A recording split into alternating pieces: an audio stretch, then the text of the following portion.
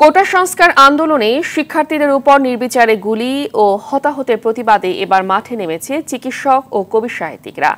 ছাত্রছাত্রীদের উপর নির্বিচার হামলা ও ৮ শিশুসহ শতাধিক মানুষ হত্যার বিচার দাবিতে সকালে কেন্দ্রীয় শহীদ মিনারে প্রতিবাদ সমাবেশ করে সর্বস্তরের চিকিৎসক ও মেডিকেল ডেন্টাল শিক্ষার্থীরা।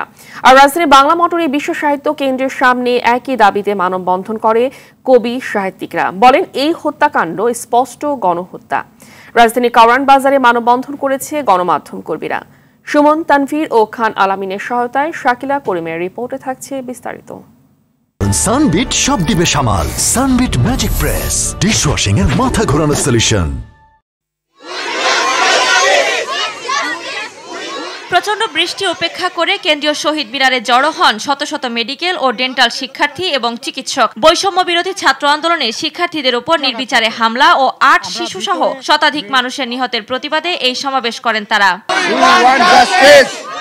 স্বাধীন দেশে এমন বর্বর হত্যা নিপীড়নের সমালোচনা করেন তারা। বিনা অপরাধে অনেক শিক্ষার্থীকে জেলে নেয় ক্ষোভ জানান বিক্ষোভকারীরা।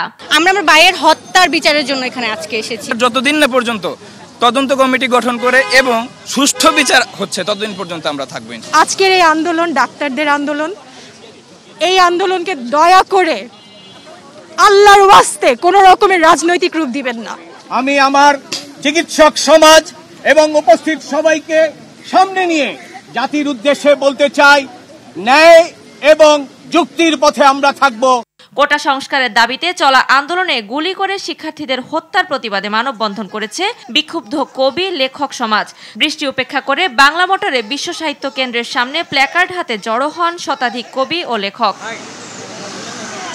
কোটা সংস্কার আন্দোলনের সময় হত্যাকাণ্ডকে গণহত্যা আখ্যা দিয়ে এর হুকুমদাতা ও সরাসরি জড়িতদের বিচারের দাবি জানান তারা। আন্দোলন ঘিরে সংগঠিত সব হত্যাকাণ্ডের সুষ্ঠু তদন্ত সাপেক্ষে বিচার ও অবিলম্বে আটক শিক্ষার্থীদের মুক্তি না দেওয়া পর্যন্ত আন্দোলন চালিয়ে যাওয়ার ঘোষণা দেন কবি সাহিত্যিকরা।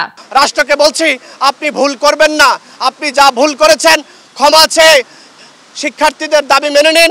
যতক্ষণ না দাবিটা আদায় হচ্ছে, যতক্ষণ না এই শোষকের হাত থেকে মুক্তি পাচ্ছি, ততক্ষণ পর্যন্ত একই চাওয়া নিয়ে এভাবেই পথে থাকবো।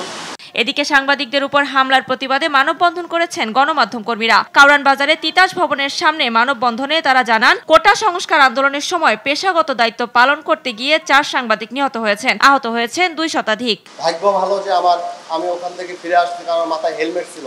হেলমেট না থাকলে হয়তো আমি ওদিন ওখানেই মৃত্যুবরণ করতে পারতাম। সাংবাদিক ইউনিয়ন আছে, সাংবাদিক নেতারা আছে, তারা যে টকশোতে যে গাল গল্প দেয় আমি নিন্দা জানাই।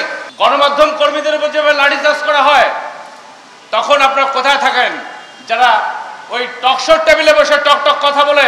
আমরা যারা মাঠে কাজ করি, যারা নির্যাতনের শিকার হয়, তাদের জন্য আসলে কোনো কিছুই করা হয় না, শুধু বলা হয় এটা থ্যাঙ্কসলেস জব। সাংবাদিকদের উপর হামলা করে সত্য প্রকাশের পথ রুদ্ধ করা যাবে না বলেও হুঁশিয়ারি দেন গণমাধ্যম কর্মীরা। শাকিলা করিম, RTV, ঢাকা।